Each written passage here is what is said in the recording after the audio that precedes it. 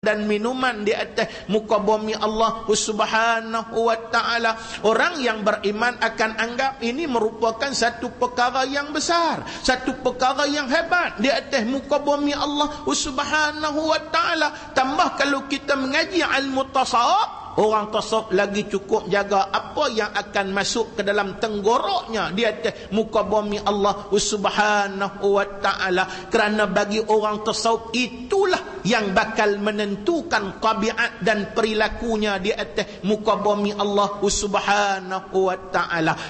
Tu kalau kita tengok tuan-tuan muslimin muslimat rahimahullah, orang tasawuf cukup jaga, termasuk bukan takat makanan yang haram, makanan yang syubhat, yang iaitulah disediakan walaupun nampak macam halal, tetapi ada unsur-unsur tasyabuh yang menjadikan ia rosak di atas muka bumi Allah. Itu juga akan dijauhkan di atas muka bumi Allah Subhanahu wa ta'ala. Pasal itu Imam Al-Ghazali sebut di dalam kitabnya yang bernama Minhajul Abidin. Imam Ghazali kata apa tuan-tuan? Imam Ghazali kata iaitulah bahawa hakikat dalam keadaan tadi, orang-orang yang betul-betul nak menuju kepada Allah perjalanannya ataupun disebut pangkatnya ialah as-salikin, orang ini bukan sekadar yang haram, malah yang makruh juga dia akan tinggalkan, kerana sesungguhnya itu menjadi penghalang untuk dia sampai kepada Allah. Termasuk sesuatu yang halal tetapi tidak memberi manfaat di atas muka bumi Allah Subhanahu wa ta'ala. Itu persoalan dia dalam keadaan tadi. Sebab itu orang tasawuf dia cukup jaga tuan-tuan, jaga ni sampai satu peringkat tuan-tuan, dia akan teliti sungguh-sungguh apa yang akan masuk dalam tenggorok dia di atas muka bumi Allah Subhanahu wa ta'ala. Macam ada orang sebut kat saya, dia kata duk kira apa ustaz, kita tengok yang makna jelas sudah halal sudahlah, kita tengok maknanya jelas, kita tengok baik sudahlah. Dalam keadaan tadi, kalau orang tu buat tak elok apa pun, kita tak berdosa sebab kita nampak dengan mata kepala kita elok, sudahlah. Kalau dia nak kecoh ke, dia nak buat apa ke, maknanya dia berdosa kepada Allah. Kita sudah tidak berdosa, betul kita tidak berdosa, tetapi efeknya tetap akan mempengaruhi diri kita di atas muka bumi Allah Subhanahu wa ta'ala. Itu persoalan dia tuan-tuan. Yang tu yang efek dia. Kadang-kala payah cerita, kita tak dapat kemanisan dalam ibadat. Kadang-kala efek dia yang paling besar, kita tak berkesan dengan hidayah dan petunjuk daripada Allah Subhanahu wa ta'ala. Efek dia yang paling besar, kadang-kala kita melihat kebenaran depan mata, kita tak boleh menerima kebenaran dengan mudah di atas muka bumi Allah Subhanahu wa ta'ala. Sebab itu saya nak sebut, makanan dan minuman yang dimasukkan ke dalam diri kita merupakan pembentuk tabiat kita yang paling utama di atas muka bumi Allah Subhanahu wa ta'ala. Macam satu kisah berlaku kepada dua orang wali yang hebat di atas muka bumi Allah Subhanahu wa ta'ala. Saya nak cerita kisah wali ni tuan-tuan, walaupun saya tak suruh tiru, kerana kita tak dapat tiru apa yang ada kepada wali-wali ni, kerana mereka merupakan orang yang paling tinggi derajat dan kedudukan mereka kepada Allah Subhanahu wa ta'ala. Iaitulah kisah bagaimana makanan itu mempengaruhi tabiat dan hubungan kita dengan semua makhluk di atas muka bumi Allah Subhanahu wa ta'ala. Iaitulah satu hari dua orang wali, namanya iaitulah Syekh Hasan Al-Basri rahimahullah dengan gurunya yang bernama Habib Al-Ajmi rahimahullah. Mereka dua orang ni merupakan ulama tabi'in yang paling ulung di atas muka bumi Allah Subhanahu wa ta'ala. Lalu mereka satu hari berjalan sampai di tepi hutan tuan-tuan muslimin muslimat rahimahullah. Lepas tu bila sampai di tepi hutan ni tuan-tuan, mereka lihat banyak binatang-binatang. Ada binatang buas pun ada binatang lain, binatang liar. Tetapi persoalannya ialah banyak berhimpun pada waktu itu. Kemudiannya bila nampak Habib Al-Ajmi, guru kepada Hasan Basri ni, lalu kot tu, mereka hak binatang ni pakat mai serbu Habib Al-Ajmi, seolah-olah macam mereka melihat sahabat mereka. Mereka mai bermesra dengan Habib Al-Ajmi dan sebagainya dalam keadaan tadi. Dan perkara ini merupakan satu perkara yang yang pelik. Payah kita nak jumpa tuan-tuan. Kita berjalan di satu tempat, walaupun binatang ternakan sekalipun, ni binatang liar, binatang ternakan sekalipun, dia nak mai khumun kita ramai-ramai dan mai bermesra dengan kita dan sebagainya. Tapi berlaku depan mata kepada Hasan Basri tuan-tuan, muslimin muslimat rahimahullah, iaitulah dia nampak binatang ini khumun Habib Al-Ajmi rahimahullah. Itu persoalan dia dalam keadaan tadi. Lalu bila dia tengok Habib Al-Ajmi mengusap binatang-binatang liar tadi, dia pun cuba nak buat, dia pun pergi dekat binatang-binatang itu, dia cuba nak usap. Tiba-tiba binatang itu semua melarikan diri daripadanya. Itu persoalan dia dalam keadaan tadi. Lalu pada waktu itu tuan-tuan muslimin muslimat rahimahullah, maknanya perkara ini mendapat satu kehairanan besar kepada Hasan Basri. Hasan Basri kata kepada gurunya, wahai tok guru, apa pasal aku tengok engkau boleh menarik ribuan daripada binatang liar, mereka bermesra dengan engkau, tapi bila aku cuba nak bermesra, mereka melarikan diri. Kenapa? Apa salahku dan apa lebih engkau dan apa keistimewaan engkau sehingga binatang ini juga boleh rapat dengan kamu di atas muka bumi Allah subhanahu wa ta'ala. Apa kata Habib Al-Ajmi tuan-tuan? Dia bertanya pula kepada Hasan Basri rahimahullah, wahai Hasan, dalam setahun berapa kali kamu makan daging di atas muka bumi Allah subhanahu wa ta'ala? Hasan Basri kata, memang kerap lah, bukan kata berapa kali, boleh kata hari-hari. Makanan daging itu merupakan diet utama aku, makanan utama aku. Kata Habib Al-Ajmi, aku pula makananku hanyalah gandum yang kasar di atas muka bumi Allah. Bertahun aku tidak makan daging di atas muka bumi Allah. Sebab itu maknanya binatang ni boleh mesra dengan aku, sebab dia tahu bahawa sesungguhnya aku bukan makan mereka, tapi engkau makan mereka dalam keadaan tadi. Sampai peringkat tu,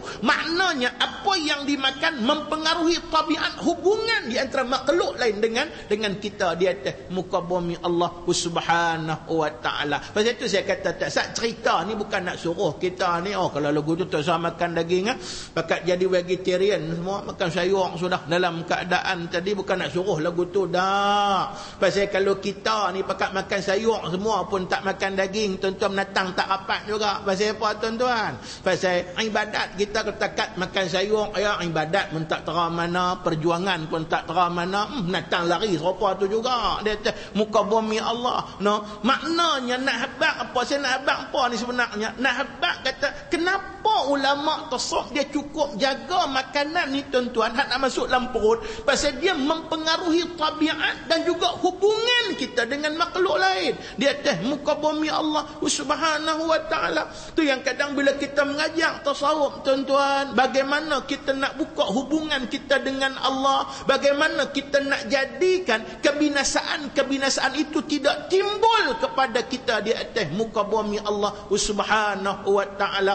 Ni tambah mai musim perjuangan ni tuan-tuan, kita nak hadapi peperangan yang kita tak tahu tarikh bila, cuma duk tunggu masa ya tuan-tuan. Dalam keadaan tadi di atas muka bumi Allah pilihan raya umum yang ke-13, kita pun dapat motivasi yang cukup hebat. Bagaimana iaitulah pertolongan dan kemenangan itu datang daripada Allah subhanahu wa ta'ala, bukan dengan usaha kita. Kita boleh usaha sebanyak mana mungkin, tetapi 90% bergantung kepada pertolongan dan maunah daripada Allah subhanahu wa ta'ala. Kita pun dengar motivasi kepada pejuang-pejuang agama Allah, maknanya nak bagi turun maunah dan juga pertolongan Allah yang paling utama. Hubungan kita dengan Allah subhanahu wa ta'ala mesti mantap. Antara nak bagi mantap hubungan kita dengan Allah subhanahu wa ta'ala, amalan-amalan yang boleh memancing rahmat daripada Allah menjadi keutamaan kita di atas muka bumi Allah. Kita pun tahu antaranya qiyamul lail, menghidupkan waktu malam dengan ibadah di atas muka bumi Allah. Tapi sampai hari ini pun, walaupun itu menjadi azam kita, tak dapat kita laksanakan dengan sempurna di atas muka bumi Allah subhanahu wa ta'ala. Apa pasal itu tuan-tuan?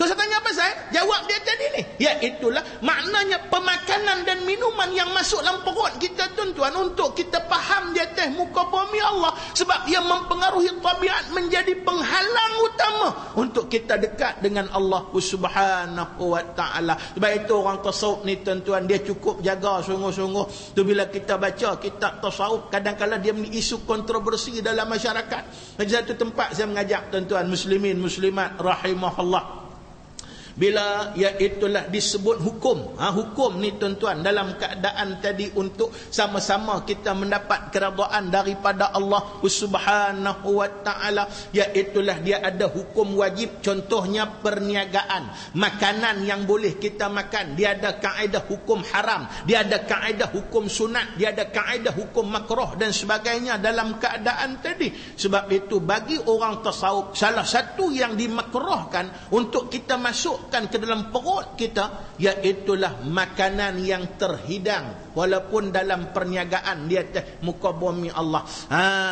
Maknanya terhidang kan, kita pergi kedai nasi lauk tu dia sikit punya terhidang 20-30, maknanya duk tunjuk depan kita, duk bau, kita pun boleh bau dan sebagainya dalam keadaan tadi. Pasal apa tuan-tuan?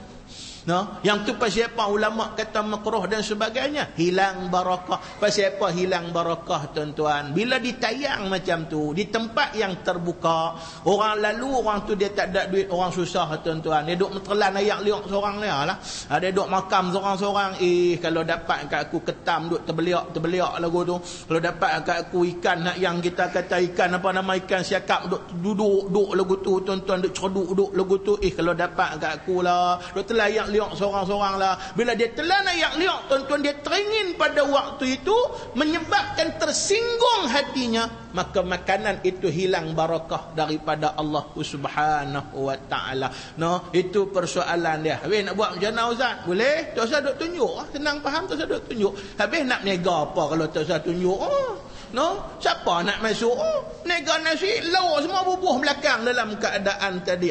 Tu sahabat tadi. Yang ni pandangan tasawuf, ulama tasawuf. Tak salah dari segi syariat, tak salah. Itu persoalan dia dalam keadaan tadi. Tetapi itu pun sebahagian daripada unsur yang mempengaruhi diri kita. Bagaimana kita nak bentuk kekuatan kita untuk dekat dengan Allah Subhanahu wa ta'ala. Itu persoalan dia yang paling penting. Dia muka bumi Allah Subhanahu wa ta'ala. Kerana dalam bab menentukan amalan ni, yang ni perkara yang cukup penting. Sebab saya buka pula satu kitab tuan-tuan. Ini menjadi satu jawapan kenapa manusia kita mudah binasa di atas muka bumi Allah. Mengikut pandangan seorang ulama tasawuf, namanya ialah Zunnun al-Misri rahimahullah. Siapa dia Zunnun al-Misri ni? Dia salah seorang ulama tasawuf kelahiran bumi Mesir. Sebab itu dinamakan, dia punya laqab dia al-Misri. Dia merupakan orang Mesir di atas muka bumi Allah Subhanahu wa ta'ala. Dan dia pernah menyebut satu kalimah apabila ada orang tanya dia, anak murid dia pekat tanya dia tuan-tuan, iaitulah Tok Guru cuba bagi satu jawapan yang agak bernas untuk menjawab persoalan kami ini. Kenapa hari ini bukan tak ada ulama? Ulama banyak di zaman dia tu. Bukan tak ada ulama? Ulama banyak. Bukan tak ada masjid? Masjid pun banyak. Bukan makna masyarakat tak erti. Masyarakat tahu. Tetapi kenapakah manusia masih lagi rosak di atas muka bumi Allah? Apakah dia unsur-unsur yang menjadikan manusia itu rosak di atas muka bumi Allah Subhanahu wa ta'ala? Lalu berkata Zunnun al-Misri, ya bunayya, wahai anakku. Dia sebut lagu tu panggilan mesra dia kepada anak murid dia. Dia kata, wahai anak-anakku sekalian, sesungguhnya yang merosakkan manusia ini banyak unsur di atas muka bumi Allah. Sebab itu unsur-unsur yang merosakkan manusia ini hendaklah kamu berhati-hati dan berjaga sungguh-sungguh di atas muka bumi Allah Subhanahu wa ta'ala. Lalu terbitlah satu